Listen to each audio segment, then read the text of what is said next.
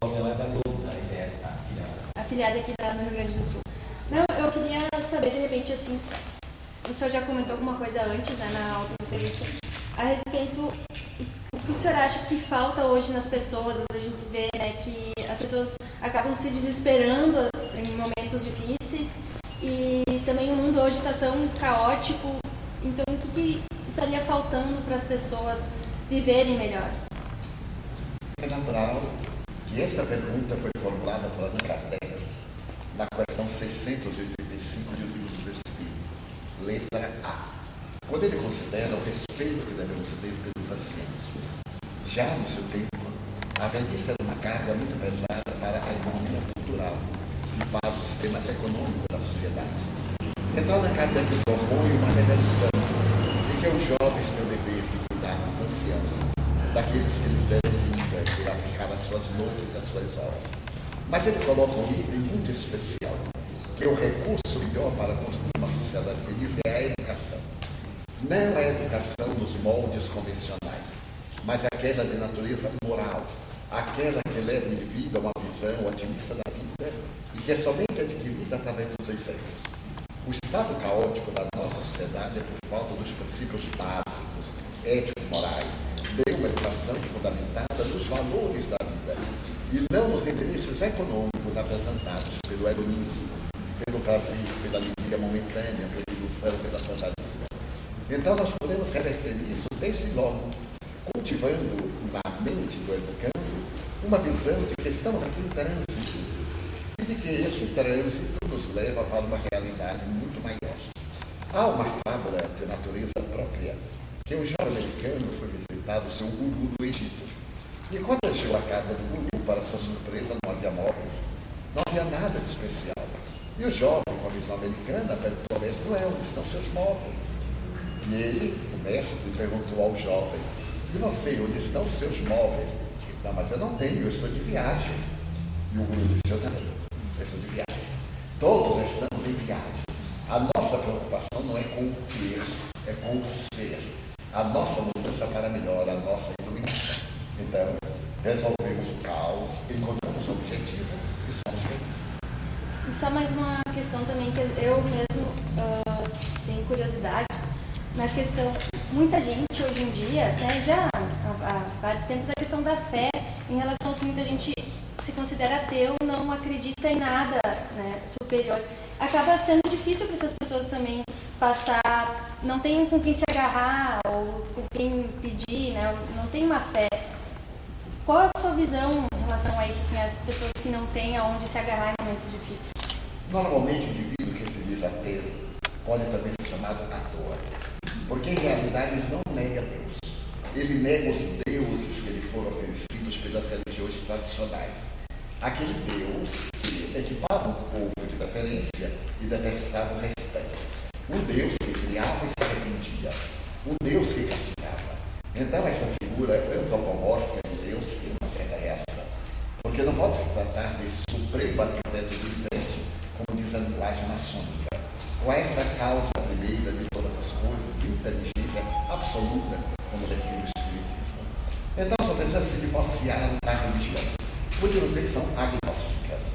Mas se foram cientistas que investigaram, encontraram causas, ele pode dizer que não encontrou a presença de Deus. Mas se nós olharmos para o universo, aí estão os astros, que podemos denominar como a assinatura de Deus, ou as flores, como o autógrafo de Deus na sua grande obra. A melhor maneira de falar a esses indivíduos é mostrar-lhes a humanidade. Vale a pena também ser útil pela humanidade. Se nós temos uma religião, logo nós queremos fazer negócio com Deus. Aconteceu uma coisa, Deus resolve o nosso problema. Temos uma necessidade, Deus solucione o nosso anseio. Aconteceu uma tragédia, por que Deus fez isso conosco? Então é uma visão torpe. Mas se nós temos o ideal e sabemos que existem leis cósmicas que regem o universo, nós nos submetemos a isso com uma visão otimista. Então, se olharmos a humanidade, que a minha vida é útil não a mim, mas ao local em que eu vivo, ao conglomerado, à sociedade, eu tenho motivações para enfrentar as vicissitudes. E quando tudo me falte, eu tenho o objetivo de, pelo menos, ser útil àqueles que não chegaram ao meu nível de entendimento. Então,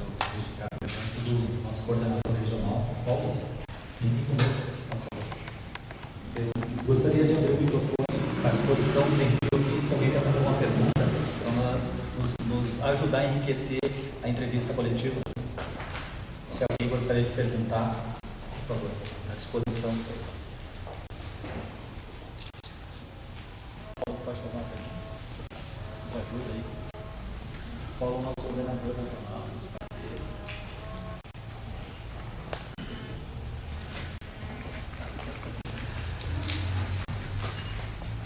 Eu não volto para estarmos aqui chegando no governo nesse momento.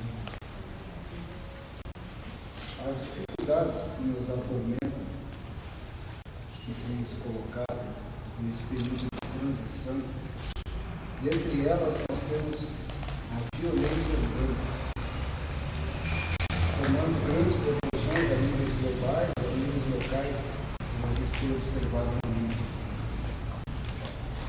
A nossa grande contribuição nesse contexto, como espíritas atuantes no movimento e como espíritas na nossa individualidade. No trabalho da educação, voltamos à questão que foi formulada anteriormente. Porque a violência urbana é resultado da violência individual, da falta de estrutura do lar.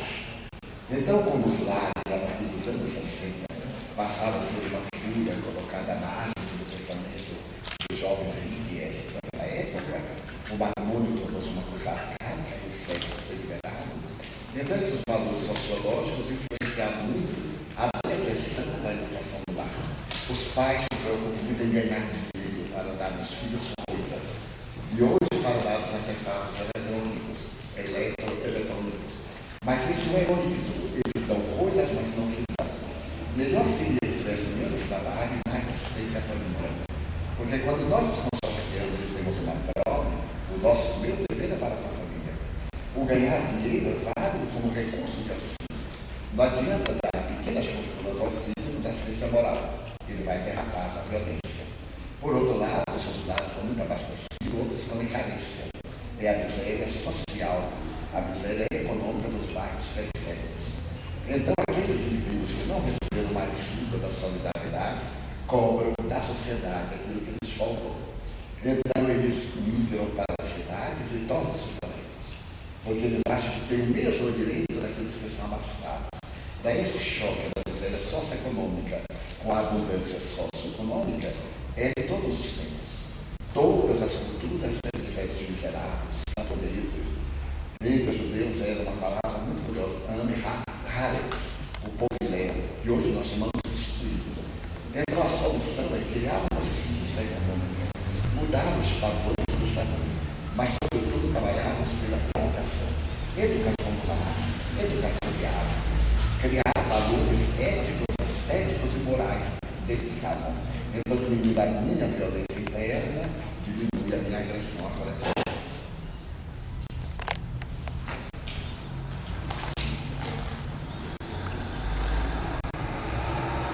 Alguém mais quer nos ajudar com as perguntas?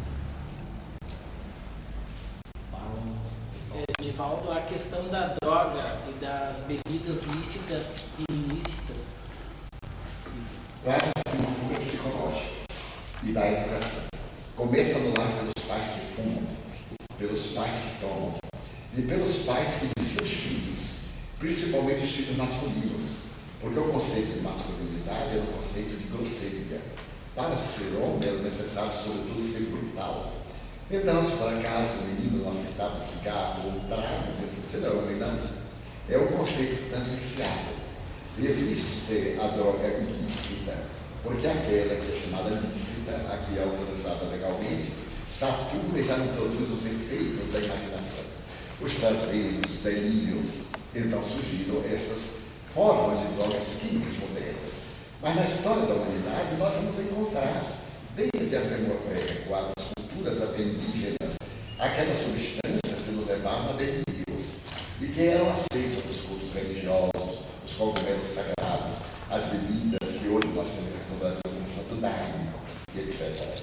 Então surgiram aquelas que causam muito dano imediato, que assim levam à alucinação, e aquelas que são socialmente aceitas, a embriaguez no sentido pelas bebidas alcoólicas, o desequilíbrio pelo tabagismo e o abuso pelo sexo desregrado. Então, voltamos à base da educação. Se nós criarmos hábitos saudáveis, nós conseguiremos isso. Na Mansão do Caminho, nós educamos 684 crianças órfãs, socialmente, e órfãs, porque os pais morreram. Como nenhum de nós fuma, como nenhum de nós na nossa comunidade toma bebida alcoólica, nenhum, até hoje, de nós filhos já bisnetos, apresenta esse índice de viciação para a droga ilícita, porque não se adaptou a tomar a bebida alcoólica, a entregar seus carros e também a constituição dos costumes. Daí, como disse a Kardec, com muita propriedade na educação, nós temos a raiz. Então, o trabalho, infelizmente, precisa primitivo, quando deveria ser educativo. Porque educar é muito mais fácil do que reeducar. Quando nós temos um hábito, é muito difícil erradicar esse hábito e colocar no outro lugar. Mas quando nós iniciamos um bom hábito, ele se impregna de tal forma em nós que passa a ser denominado uma segunda natureza. Nós temos a natureza dos impulsos e temos os hábitos. Ser educado é um hábito natural, ser gentil, como ser grosseiro, ser verdadeiro, como ser mentiroso, ser confiante, como ser ciumento, são questões hábitos. Walter, como nós, assim que somos, procuramos ser espíritas, né, podemos contribuir no local onde a gente convive para tornar tudo isso que o senhor abordou, na melhora da sociedade, da família, de que forma o movimento espírita pode adentrar mais os lares da sociedade humana, levando todo esse cabedal de informação que a codificação dispõe? Pelos hábitos. A pregação pela palavra atrai, mas o hábito constrói. É necessário que os espíritas não esqueçamos de uma palavra muito popular, o exemplo. A filosofia é muito boa, mas ela deve ser tão boa que nos mude para melhor. Não adianta termos o rótulo espírita, preconizarmos certas condutas e procedermos fora da lei. Então é necessário que nós demonstremos a excelência do espiritismo pelos nossos hábitos. Por exemplo, eu trabalhei 35 anos numa autarquia e todos fumavam. Então eu pergunto, mas por que você não fuma? Não, porque é um hábito destrutivo. Por que você não usa bebida alcoólica? Eu não vou gastar dinheiro para me suicidar. O espiritismo proíbe, ele logo sabia que eu tinha uma alternativa. Não proíbe. O espiritismo me libera. E me libera tanto que eu somente faço aquilo que é bom para mim. Então isso impressionava. Porque não adianta dizer, porque o espiritismo recomenda. Os meus hábitos demonstram. Então é necessário que nós sejamos, como disse o apóstolo Paulo, cartas vivas do Evangelho. Que as pessoas leiam em nossa conduta aquilo que nós acreditamos. Porque senão o espiritismo em breve passa a ser uma boa rotulagem. Muita gente espírita e os mesmos planos sociais, caso os espíritas não procedam como Allan Kardec recomendou. Eu sempre me fascino com Allan Kardec, porque a sua visão no século XIX é tão contemporânea que é uma visão psicológica profunda. Ele diz o seguinte: reconheces o verdadeiro espírita pelo esforço que empreende para ser hoje melhor do que ontem, amanhã melhor do que hoje, lutando sempre contra as más inclinações. Ele não disse que o espírita era aquele que já havia completado, que seria impossível. Mas a indivíduo está se esforçando, ele cai como todo mundo, mas ele levanta-se. Ele tropeça, mas não fica deitado. Então ele tem experiências, ele sabe o que é a dor que também ele sofre. Ele sabe que é o desafio moral, que também tem problemas íntimos. Então a sua palavra tem autoridade, porque é uma palavra vivenciada pelo exemplo. Então ele não dirá como os religiosos, faço o que eu mando, mas não o que eu faço. Ele dirá, afinal, eu tenho dedicado a minha vida a isso. Um dia perguntaram para ele, qual é a mensagem que o senhor dá à humanidade? Minha vida. A vida dele era a mensagem. Daí nós, os espíritos, mudaríamos a sociedade quando nós nos modificarmos. Divaldo, não tenho dúvida que a humanidade está bem melhor. No entanto, o que me intriga é que hoje em dia o que vende é a notícia trágica. Por que o ser humano tem essa atração pela essa notícia trágica e consome tanto? Uma vez eu perguntei ao proprietário de uma rede de televisão nacional. E ele disse que realmente a tragédia, o desconforto vende. E que é muito bom. E até mesmo quando a imprensa exagera, é muito bom, porque o povo gosta do exagero, da fantasia. Né? É uma tendência arquetípica, é uma herança dos contos, de fadas, da mitologia que nós temos embutida dentro de nós. E que para a imprensa é muito bom, cada um indivíduo, todo mundo toma notícia. No outro dia defende o indivíduo, todo mundo vai comprar a notícia. Porque nós somos responsáveis. É a nossa tendência ainda da herança animal. Na questão 742 do Livro dos Espíritos, Allan Kardec pergunta, por que existe a guerra? E os Espíritos respondeu, pela predominância da natureza animal sobre a natureza espiritual e o desbordar das paixões. É que nós ainda temos mais o primitivismo, o instinto, do que a razão. Primeiro nós reagimos, para nos arrependermos e agir. Mas é transitório, porque já há um certo amadurecimento psicológico das massas que está ensinando a discernir. E será esse discernimento que nos vai fazer repudiar. Por exemplo, eu me nego a assistir os telejornais. E todo mundo acha graça porque não me dão cultura, não me dão informação. E saber da desgraça que aconteceu, por exemplo, lá no Cazaquistão. Quem me interessa? O que é que eu posso fazer aqui? Então me interessa saber da desgraça que isso aqui perto de mim pode resolver. Se cada um de nós, lentamente, abandonar o fúbrico das novelas de paixão, das paixões terminam sempre no bom casamento, o criminoso vai para a cadeia, ou morre, ou é assassinado, que atende a nossa ética e estética, nós modificaremos a paisagem do mundo, porque mudaremos o indivíduo. O Rotary Club tem uma roda deitada como sendo símbolo, né? Que a roda deitada se acopla a outra, etc., para o progresso. E é elegida uma frase muito interessante. Quem não vive para servir, diz, não serve para viver. É uma frase pessimista. Eu diria, quem não vive para servir, ainda não aprendeu a viver. Porque todos nascemos para servir. E não pode haver nada mais gratificante do que o prazer de ser útil. Então, na hora que a nossa vida tem um sentido, e nós podemos ser úteis, logo nós melhoramos por esta alegria imensa de contribuir para o progresso. Então, as coisas negativas vão ficando diluídas com uma neblina, do sol de uma nova Divaldo, o nosso estado, em especial a nossa região, viveu momentos de um desencarne precoce. E para a doutrina espírita, como nós devemos, nós espíritas, reagir para atendermos essas famílias desses jovens desencarnados? Lá no Livro dos Espíritos, na lei da destruição, Allan Kardec perguntou o que é destruição. É necessário que tudo se destrua para renovar-se. Naturalmente, os acontecimentos que comovem chamam-nos a atenção por causa do número expressivo. Quem podemos dizer? Dizer que é um fenômeno natural. E que a morte não é uma desgraça, é até uma libertação. Se nós analisarmos, por exemplo, a tragédia a que o senhor se refere, ela trouxe um grande benefício para a comunidade. Demonstrou a solidariedade humana que estava esquecida. Nós nos esquecemos de ser solidários, porque somos muito solitários. E com o impacto veio o sentimento nobre que existe dentro de nós. E todos aqueles que desencarnaram simplesmente mudaram de lugar. Que importa essa desencarnação de uma parada cardíaca, de um câncer, ou da asfixia por um gás mortífero? O fenômeno mortis é o mesmo. Que dizer às famílias? Aqueles que têm religião devem apoiar-se na sua religião. Nós não deveremos ter a fantasia de querer mudar o mundo, consolar a humanidade. Primeiro temos que nos consolar. Porque é muito fácil dizer palavras a quem chora, mas é muito difícil ter tranquilidade na hora que a dor está em nós.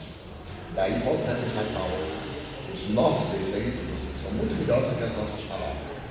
E se alguém está chorando porque desencarnou o filho numa tragédia e nos busca, nós entenderemos, pensamos, à luz do Espiritismo, que se trata do efeito de uma causa anterior, de quaisquer problemas em encarnações anteriores. Mas não temos a liberdade de querer ficar explicando qual foi a causa, porque isso é tensão da nossa mente. Talvez aquilo que achamos que foi a causa não seja. Só Deus o sabe. Então é necessário que nós sejamos aventureiros para ficar dando opiniões que, ao invés de consolar, ainda mais inquietam aqueles que ficaram. E considerar que as leis de Deus são justas. E que essa morte dolorosa é um resgate libertador. E que o que viajou está muito melhor do que nós que ainda estamos aqui. Muito obrigado. Valdo, uma mensagem assim para as casas espíritas, que muitas vezes estão meio desunidas pela inveja, pelo melindre, pela vaidade. Isso, então. Porque nós pregamos para os outros e não praticamos dentro de casa. Qual é a mensagem que deixaria para Que voltemos à doutrina de Jesus. Que as nossas palavras não sejam vãs. Que elas estejam estruturadas no exemplo da solidariedade, do respeito. Que não exijamos dos outros aquilo que nós devemos fazer. Que não tracemos normas de conduta específica para o próximo que nós não apliquemos em nós mesmos. Porque se nós que somos uma minoria mínima na sociedade, não somos capazes de conviver fraternalmente, somos hipócritas. Porque preconizamos a fraternidade universal. Como universal?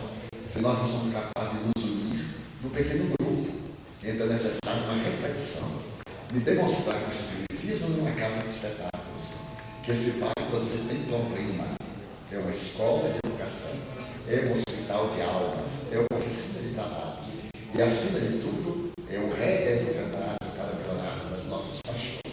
Então, a nossa mensagem é que voltemos ao Evangelho de Jesus e que procuremos viver segundo os cânones da doutrina do amor, de dar direito ao outro de ser como é, e a nós o dever de sermos cada vez mais. Colocou o irmão que a vida para servir. E André Luiz, no livro Missionários da Luz, no diálogo com o mentor espiritual, que lhe falam que a maioria das pessoas encarna para evoluir e que alguns, que são uma carga bem menor, vêm para a tarefa de servir nas lidas da casa espírita, enfim. Seria por aí que nós temos nas casas espíritas, no movimento espírita, tão poucos trabalhadores e a grande maioria vem, recolhe e não se torna um servidor? Seria isso? Nós deveríamos ter a consciência de servir em qualquer lugar. Na casa espírita melhor, por causa do conhecimento que nós temos. Então, mais se exige àquele que mais receber. Naturalmente que na nossa instituição, que nós entendemos de reencarnação, do objetivo da vida, o serviço é espontâneo. Mas devemos considerar que nem todas as pessoas estão no mesmo nível de evolução. E existem aqueles que são vitalistas. Eles estão de rei demais. Observemos certas doutrinas pentecostalistas que negociam o reino de Deus, dê dinheiro a Deus para poder conquistar. Isso é um dolo, é um ultraje à consciência e à dignidade divina. Que Deus é isso? Ele é dono do universo, não necessita de nada nosso. Nós é que precisamos dos recursos da terra, que são elaborados por nós mesmos. Então, a nós nos cabe na casa espírita servir. Se o indivíduo não serve, é o problema dele. Mas nós que temos ideal servamos. Porque sempre virão aqueles que se destacaram no mundo espiritual para essa tarefa, a construção do mundo novo. Então, é uma frase muito velha, Confúcio: faça o bem, mas não espere gratidão. Não espere resposta. Semeie é a palavra do semeador. As poucas sementes caídas no solo fértil darão tantas que para cada uma mil como representação. Eu vejo, por exemplo, que planta uma semente de uma mão e apenas um fruto dá para todo uma seara, todo número de sementes. Então, se algumas sementes não se reproduzem, são devoradas pelas aves dos céus ou são gastadas pelo sol, não importa. Uma irá fecundar de uma maneira gloriosa. Falou da semente. Nós trazemos, todos nós, algo de egoísmo, de vaidade. O elogio do trabalhador, às vezes, não pode despertar essa vaidade de achar que está fazendo um grande trabalho e deslumbrado no primeiro obstáculo, que às vezes nós encontramos os obstáculos e aqueles que nos dizem que nós não estamos indo tão bem assim. O elogio não pode prejudicar em certos momentos? Entre o elogio e a boa referência, vale uma distinção muito grande. O elogio é vulgar, tem o caráter de sedução. Toda vez que alguém faz um elogio barato, é tão hipócrita e é tão superficial que uma pessoa sensata não se deixa embair, nem pelas palmas, nem pelos sorrisos. Porque as mãos que aplaudem são as mesmas que apedrejam, e os lábios que beijam são os mesmos que mordem. Mas uma boa referência é muito bom. Porque se nós não contarmos também estímulo, não teremos temos resistência para chegar adiante. Daí é necessário diferenciar entre esse elogio banal, bajulatório, e uma boa referência estimulante. Porque somente quando há pedradas, obstáculos, talvez não temos forças morais para algo superá-los. Daí é necessário termos o bom senso, como disse Jesus, ao bom trabalhador, o mérito, o seu salário, uma boa palavra, o estímulo. Quando a pessoa está desfalecendo, mas como você é tão bom, tão dedicado? E isso reanima, ao invés dessas palavras de encomiástica, que são perturbadoras e venais. Divaldo, nós temos duas obras citadas pelo Filomeno de Miranda: Transição e Amanhecer de uma Nova Era. Tens realizado, a gente acompanha seminário sobre o livro Amanhecer, e nós, aqui nessa fase do Estado, no momento, não estamos sendo privilegiados com ele. Mas há um recado para os médicos, se eu posso dizer assim, um recado, que essas duas obras, principalmente o Amanhecer de uma Nova Era, vem trazendo. Eu gostaria que, dentro do possível, colocasse alguma coisa para nós, assim, que está sendo trabalhado nesses seminários com relação aos médiuns espíritas. Naturalmente, o seminário deve ser uma proposta de aprofundamento do estudo. A conferência é muito rápida, então se pensam temas para trabalhar. O seminário de grupos predomina aprofunda. Na outra da Nova Era, nós temos aí a demonstração da fragilidade humana, quando se trata daquela casa espírita. Então, o nosso ler ela tem uma preocupação grande. Mas o objetivo essencial do plano de vida é demonstrar que nesta noite terrível amanhece já um dia de plena luz. E demonstrarmos que o médium é essencialmente o trabalhador da última hora, porque ele tem um papel muito grave a desempenhar, que é viver os postulados que os faz cobrador. Novamente, Kardec. Diz Kardec que o médium deve aceitar primeiro para si e depois para os outros as instruções do que ele é objeto. Então, todos aqueles que somos médios, que trabalhamos na doutrina por um mundo melhor, devemos estar vigilantes para que a nossa mensagem seja otimista, seja uma mensagem iluminativa e, sobretudo, saudável, para libertar as pessoas das obsessões individuais e coletivas que pairam em toda parte. Luciano. Bom dia, Divaldo. Bom dia. Bem, primeiramente é um prazer te conhecer pessoalmente. E gostaria de perguntar o que você espera desse novo encontro com a comunidade de São Borja e qual a tua percepção sobre o movimento espírita na nossa cidade. Eu não poderia dar uma opinião que eu não conheço o movimento espírita, mas posso aclarar pelos espíritos amigos que estão aqui conosco neste momento, especialmente pelo leitor da nossa casa. Eu acredito que vai deslanchando muito bem, porque todo mundo tem perguntas, os espíritos têm respostas. E espero que nessa oportunidade possamos contribuir de alguma forma para despertar consciências novas e fortalecer as consciências já trabalhadoras da casa, perguntando uma emoção renovada, que graças à contribuição do nosso irmão Paulo Salerno, que estabeleceu o programa colocando a nossa querida São Borja, a nossa contribuição seja de encorajamento, demonstrar que não existem obstáculos. Os obstáculos têm a dimensão de nós irmãos. Existem obstáculos que são mínimos. O espírito se crava no pé e é difícil de caminhar. E a grande montanha que é de contorno mais vezes. Então, em nossa proposta da noite, cujo tema é o eleger, nós pretendemos deixar algumas marcas, algumas pegadas para quem desejar mandar o reino dos céus dentro de si. Divaldo, também, uma outra curiosidade que eu sempre tive, as pessoas muitas vezes procuram o espiritismo depois que acabam perdendo algum ente querido, né? Daí tentam ir atrás dessa resposta ou também desse consolo que de repente o espiritismo dá, né? Então, qual é a tua visão também em relação a isso e como que vocês trabalham isso com essas pessoas que antes não tinham esse contato, né, com o espiritismo e daí buscam justamente por isso? É natural que isso ocorra, porque todas as religiões falam que a alma é um caminho, mas só o espiritismo demonstra. As pessoas sabem que depois da vida, há vida, mas não tem provas fundamentais. E o espiritismo, utilizando-se da mediunidade, que é um laboratório, demonstra no gabinete da ciência que realmente tem vida, porque os chamados mortos